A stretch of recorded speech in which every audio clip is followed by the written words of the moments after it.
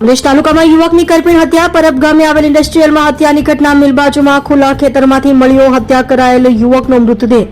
માથામાં બોથડ પદાર્થ મારી હત્યા કરી હોવાની આશંકા. યુવકનું નામ દીપક મિશ્રા હોવાનું અને મિલમાં રહેતો હોવાનું પોલીસ તપાસમાં બહાર આવ્યું.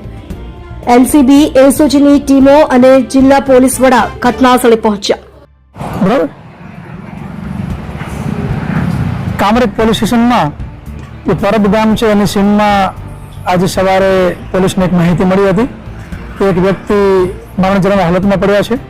તાત્કાલિક પીઆઈ અને અમારી એલસીબી ટીમ જે છે એ અહીંયા આવી ચેક કર્યું તો જે મરણ જનાર વ્યક્તિ છે એની હાલ અમને જે પ્રાથમિક જાણકારી મળી છે એ મુજબ દીપક મિશ્રા નામનો વ્યક્તિ છે અને અહીંયા જે ઇન્ડસ્ટ્રીયલ યુનિટ છે એની અંદર મજૂરી કામ કરતા હતા અને એના માથા ઉપર બોથડ પદાર્થ મારી એની હત્યા નિપજાવવામાં આવેલી છે.